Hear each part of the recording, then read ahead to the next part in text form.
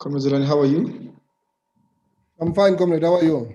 I am wonderful. Welcome to Africa for Palestine webinar series. We are live on YouTube, Twitter, and on Facebook. How are you feeling? Good afternoon, comrades, and good afternoon to the viewers. And thanks to Africa for Palestine for inviting me to this platform. I'm feeling great, and it's a considerable honor and a privilege to be invited to converse and communicate with you. It's an honor for us as well. We are in Johannesburg. It's raining cats and dogs. How's the weather on your side? Well, the weather is good. I happen to be in Johannesburg South as well, so. Oh, you just here. Yeah. All right.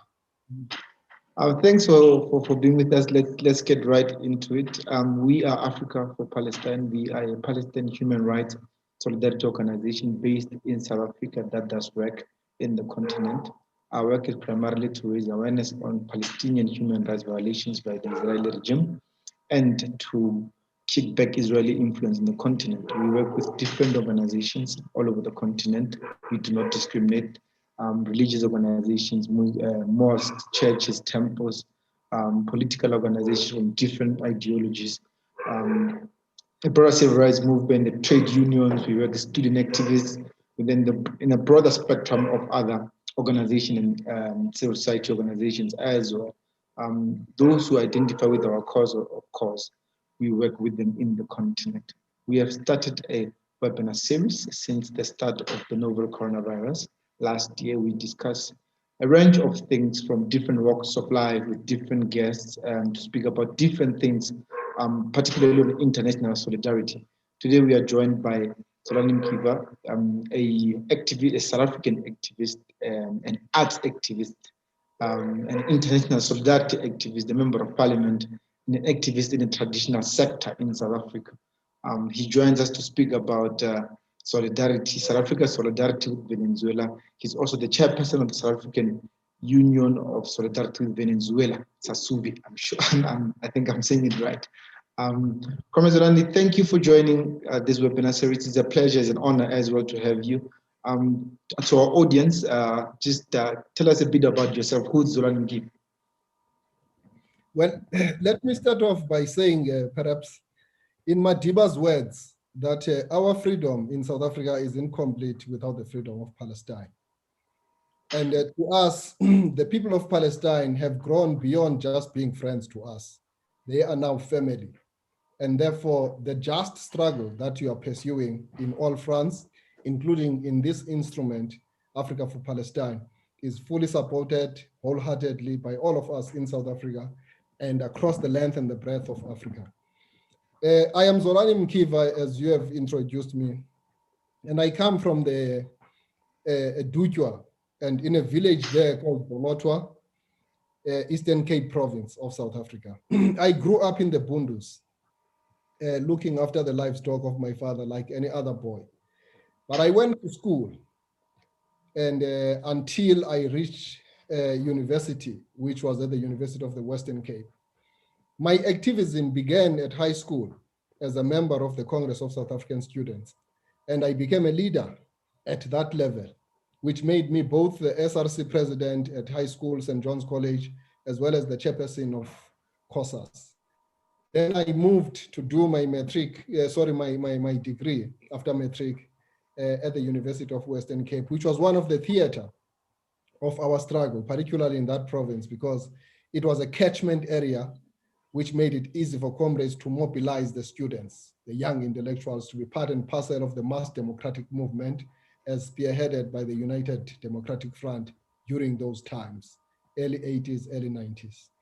So I'm happy that I was part of that struggle, and I grew up in the struggle, and I think I cut my political teeth right as part and parcel of the tortuous bearers who were raising their hands against the vicious apartheid system.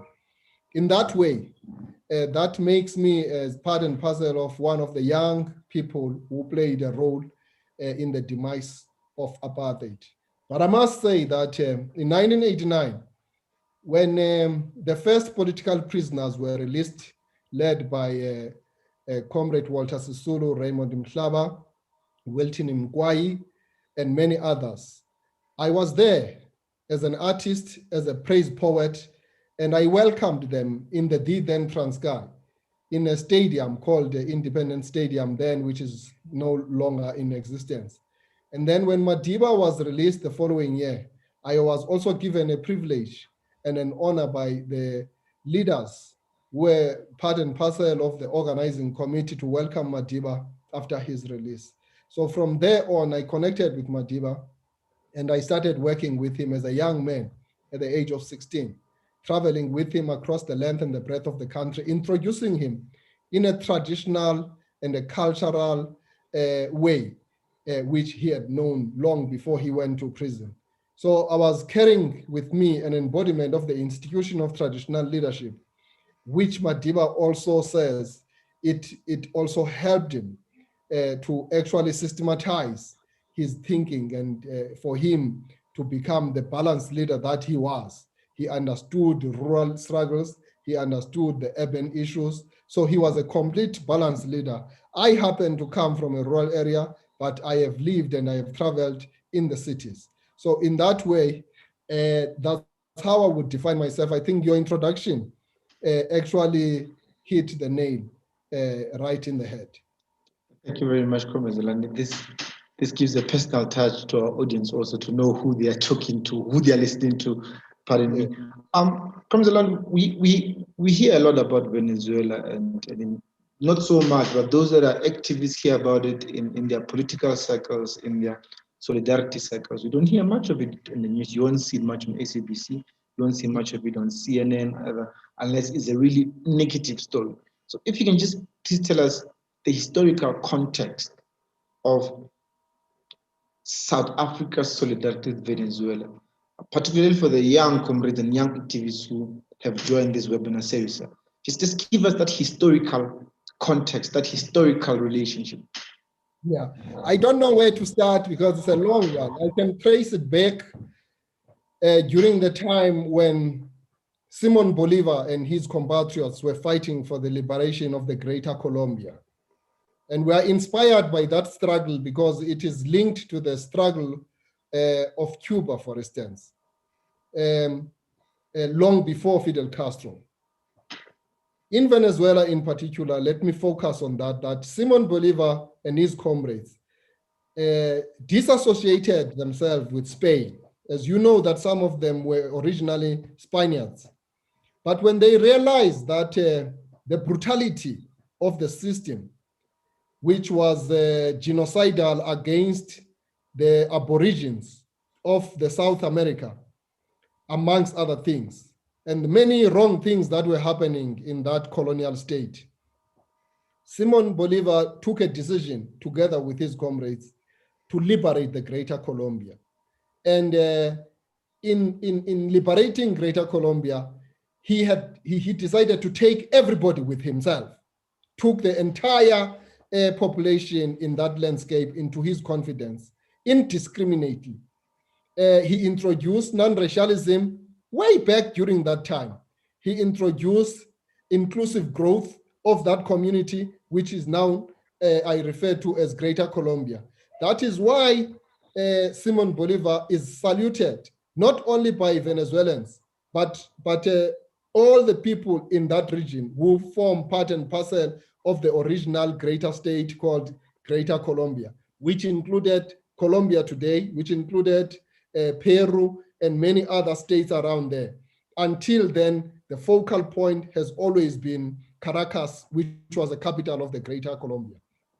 So we are inspired by all the policy perspectives which were displayed by the leadership of Simon Bolivar. But I think I must say that amongst the population in what is known as Greater Colombia, there were many Africans, people who had gone to that area as slaves, and they were freed immediately under the leadership of Simon Bolivar. They formed part and parcel of the citizenry of that, and they immediately made links with us as Africans in the mother continent. So I can trace it back from there. But I think the moment of glory which makes us to be very much sentimental attached to Venezuela in particular, was the rise of Hugo Chavez. Because I think Hugo Chavez, with the work that was started by the ancestor Simon Bolivar, I think he took it to the highest level and mainstreamed it for the whole world to look at Venezuela as a focal point in the South Americas, as a torchbearer, as a country that leads from the front, as a power broker, you understand, in terms of the system of community management, the way that they manage the national question, socialism, and so on and so forth, ensuring that the means of production are commonly owned by the people. The liberation of the economic sector of Venezuela, ensuring that the natural resources of Venezuela are taken away from imperialists back into the hands of the citizens of that country. And the massive work that happened under the leadership of Comrade Hugo Chavez, including building more than 14 universities, ensuring that in each and every region of Venezuela, there was a university, wherein there was not prior to his ascending to power. Today, we're talking about a society with a rate of literacy above 80% because of that kind of visionary leadership of Hugo Chavez. But one thing that Hugo Chavez did, he knew that he himself has African blood in him. And therefore, he immediately established diplomatic ties with the African continent at large. And those diplomatic ties were not just government to government. They were government to government in terms of state protocol, but they also ensured people to people relations. And he did that in a very efficient way, in a very seamless way. And that struck a chord with us, that we saw Venezuela as a strategic friend, but also as a very strong solidarity partner for us, because in Venezuela, we look at Venezuela and we see ourselves in the mirror. That's how we look at Venezuela. That is the attachment that comes a long way. So we are sentimental about our relationship with them. And I think our relationship is not only political. We are related to the people of Venezuela, yes, politically, even though geographically we are far apart from each other. But if you look at the South to South relations, that's where we connect. But we're also related to them culturally. We're also related to them biologically, by blood. Because as I say, there are many of the leaders, including Hugo Chavez, that have, blood relations with Africa. In that way, our relationship is an all-rounder kind of a relationship.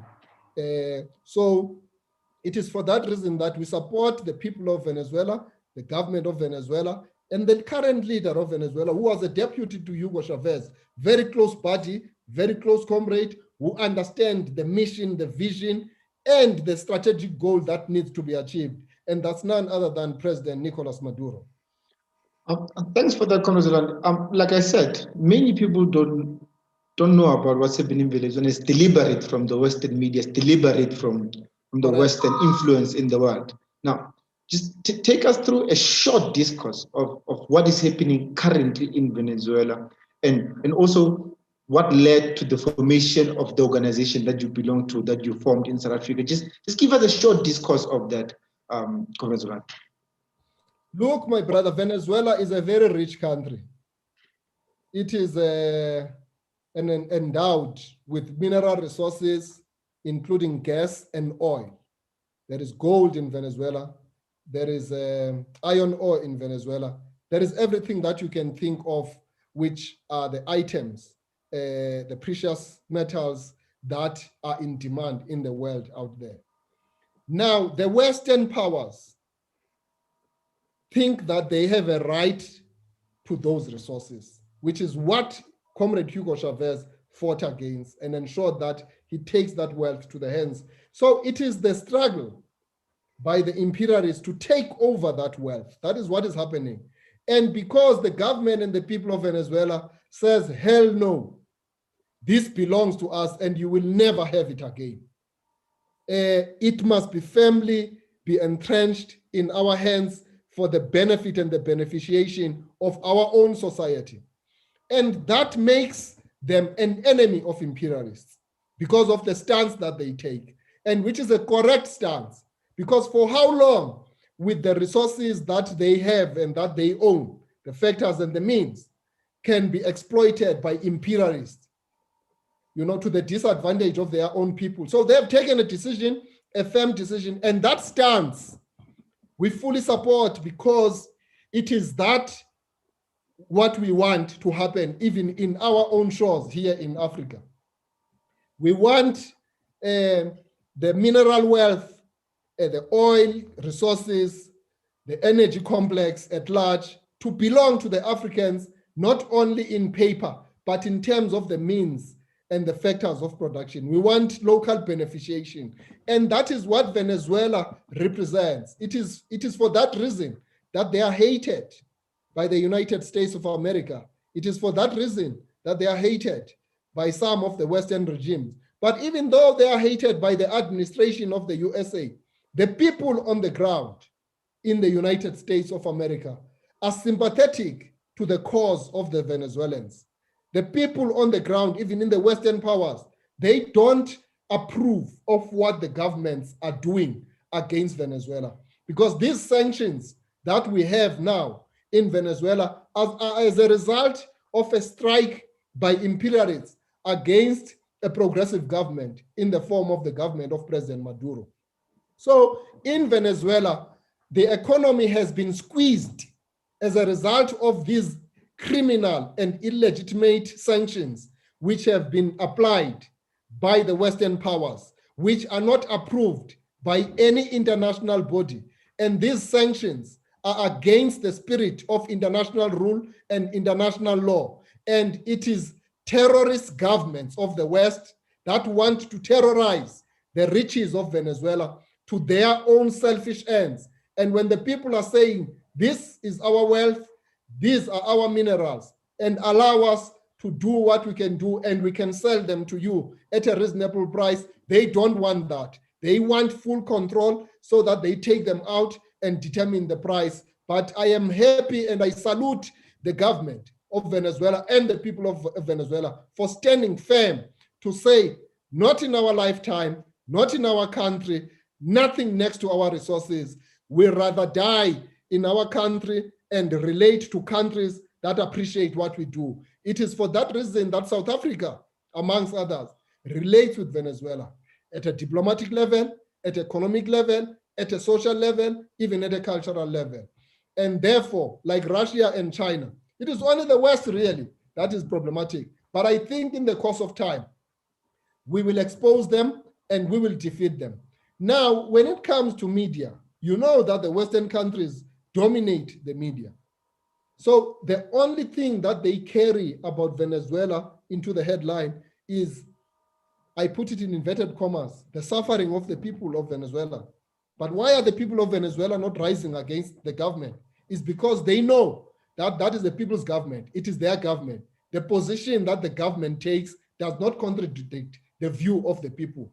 Actually, what makes the government of Venezuela a people's government is because it draws its mandate from the aspirations of its own people. What they stand for is what their own people have told them. So in that way, it's unfortunate that the media, particularly the mainstream media, is dominated by the West. And I think it's something that we ought to do to turn around that situation. It is for that reason that we are relating to the progressive media of the South Americans to come and work with us here, with SABC, to ensure that we give the positive stories about what is actually happening in Venezuela. Because there are positive stories. For instance, the election system and the instruments that they use in Venezuela, they are ahead of any other nation in the world. Their system is efficient, is effective, and if it's optimal. You can't argue that they have the best democracy in the world. Absolutely. That's why it is a true people's government, the government that is led by President Maduro. It is unfortunate that the international finance system is controlled by the Western countries. So their best weapon when they don't like you. They simply devaluate your currency in order to kill your economy. This is what they have done with Venezuela. They have closed the borders for Venezuela to trade with the immediate, what you call neighbors. And they are busy canvassing the neighbors of Venezuela to militate against the Venezuelan government. This is thuggery. This is terrorism of a special type. Surely it must be condemned in the possible terms possible. Comrade Zolani, just to add, there's been also attempts by the United States under Donald Trump to stage a coup, a foreign coup in Venezuela. They've sent their troops in Venezuela, and the most funny of things happened. They were caught by Venezuelan fishermen when they tried to invade the country. They tried to bring up an illegitimate president to declare that he's president of Venezuela. A lot of things have happened that really constitute grave violation of international law. And Comrade Zolani, you and some activists in South Africa formed an organization called SASUVE. Tell us about that organization. Tell us about that, your activities in it. South African Solidarity Union of Venezuela, SASUVE. We decided to establish SASUVE to formally and officially pledge our support, unequivocal support and wholehearted support to the people and the government of Venezuela, because we felt what was happening against that government in that country was an undermining of its own sovereignty, was a violation of the international law, and it was something that was against the spirit of the human family. We believe that it is unfair for the United States to poke its nose to other countries' sovereign matters. And therefore, we cannot sit back as Africans, and South Africans in particular, when we see one of our friends in trouble. True friends are found when you are in trouble. So we decided in that spirit to establish formally so that we make a concerted effort, not in a piecemeal approach, so that from time to time, we raise the plight of the people and the government of Venezuela, first and foremost to our people, to the African majority, to the African continent and to the African Union, but also to canvass support beyond the African shores to say that what is happening there is criminality.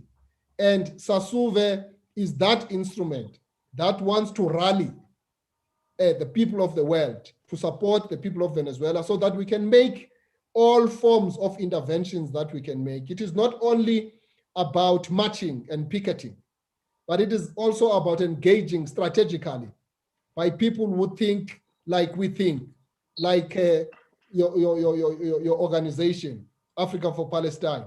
We want to build a very strong and a profound solidarity to strategically engage all the strategic countries that are progressive, to say, let's give support and ensure that Venezuela does not become a failed state, because that's what the West wants.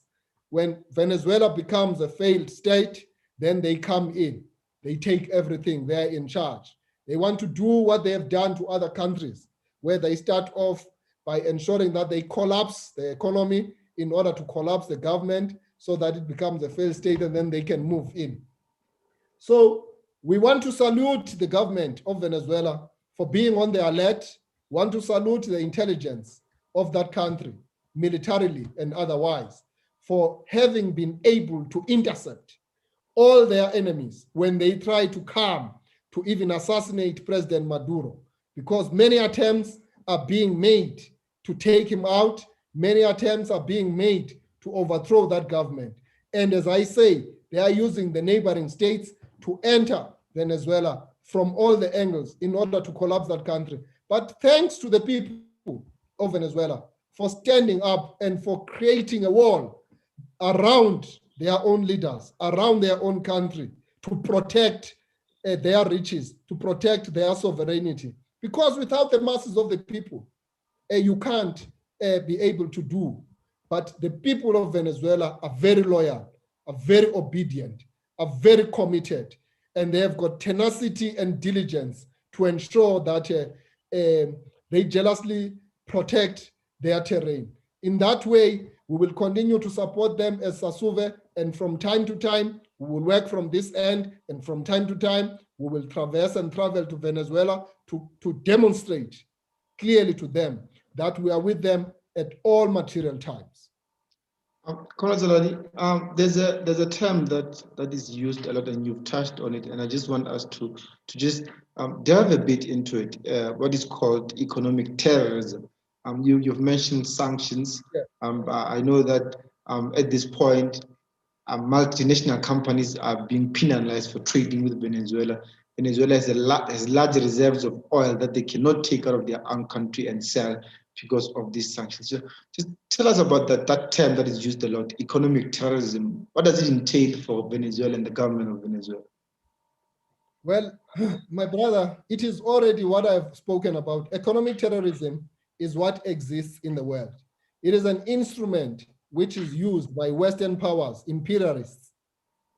They use that economic terrorism to take out any government that prevents them from laying their hands in the wealth of a country that does not belong to them. It is a colonization of a special type, but it is an instrument that is used in a manner that targets you when you take a particular view in terms of policy of your economy, in terms of policy and trajectory of your country. Then they move in, and it includes the devaluation of your currency. It includes the attack on your monetary policies and your fiscal policies. It includes undermining your whole administration by these imperialists going to all the international forums to demonize you, to erode your credibility, to ensure that they decapitate your integrity. In all, we call United Nations, Davos, they talk about you in a very bad manner. So that is what we call economic terrorism. It is intended to kill an economy of a country where a government of that country does not want to agree to the terms and conditions which are set by imperialists in the international arena. Thanks for that, Comrade. Do you believe, and does SASUVE believe that we are doing enough? Are we doing enough in South Africa to show and to give our solidarity to the people of Venezuela and to the government of Venezuela? Well, I wouldn't say we're doing enough because I think there's a lot that we can do. But I'm happy because the ANC, the African National Congress, which is the governing party and the liberation movement as we know it, is in full support of the government of Venezuela. And from time to time, we work together to demonstrate against the imperial forces. The South African Communist Party is also on board. COSATU, the Congress of South African Trade Unions, is also on board. So Venezuela is definitely enjoying support from the ANC and its allies, as well as the broader mass democratic movement. But I think there's still a lot of work that needs to be done, not only in South Africa, but in the entire African continent. We are looking at establishing similar associations in other countries of Africa, starting with the countries where Venezuela is represented. I believe that there are about 17 or more Venezuelan missions in the continent. But we want to make sure that even at a level of Addis Ababa, the seat of the African Union, we have a structure there. And we are busy with that as SASUVE to ensure that we work on the establishment of those. And I think in this current year, our target is to have at least 15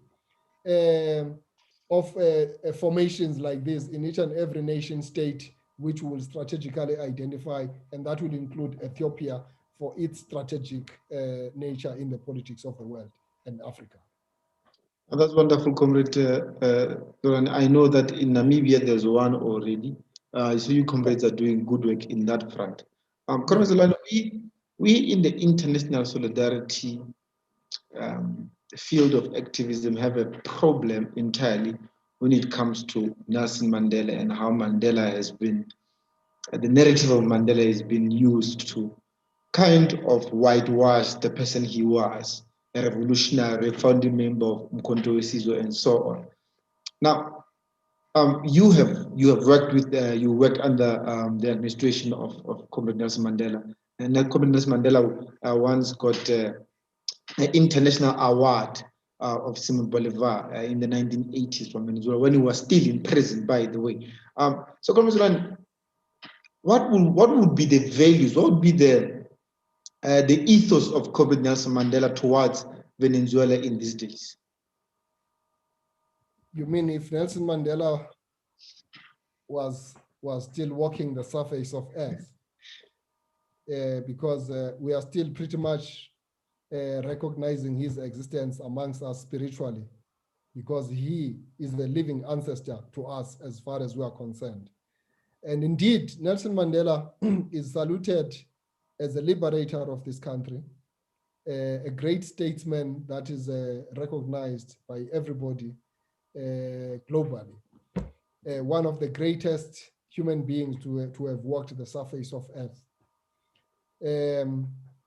I don't have a doubt in my mind, as having worked with him very closely and having had a privilege of always introducing him when he makes public appearance and ushering a way before he actually delivers his keynote addresses.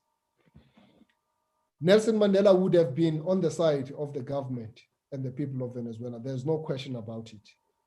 He was firm about his support for the liberation of Palestine.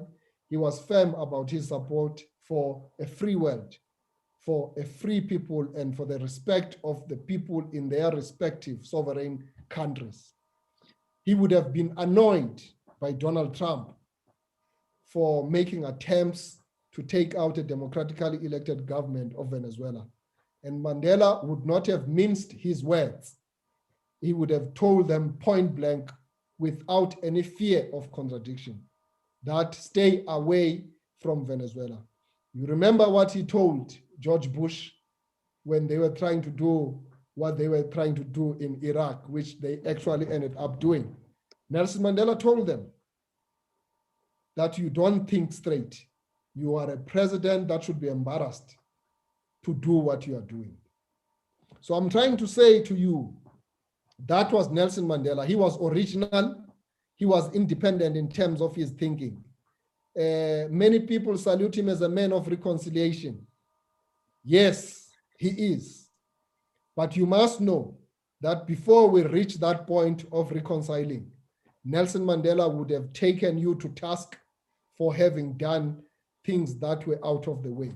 So he was very disciplined, but he was very resolute on what needs to be done right. So I think that the people of Venezuela must take joy that the ancestor in the name of Nelson Mandela is in support of them. It is for that reason that even his grandson, Nelson Mandla Mandela, from time to time, he supports the people of Venezuela because he himself represents those views. But the ANC itself, of which Nelson Mandela was the president, is fully behind the government and the people of Venezuela. So there's no question about it. Nelson Mandela would have traveled to Venezuela to meet the people and meet the leadership of Venezuela to give his utmost support. Comrade Zolani, in your closing remarks and in wrapping up this very insightful conversation to our audience, to mainly our young audience who are students, young activists in the continent, in South Africa, in Palestine, and other parts of the world, what can ordinary people do to lend their support to the Venezuelan cause?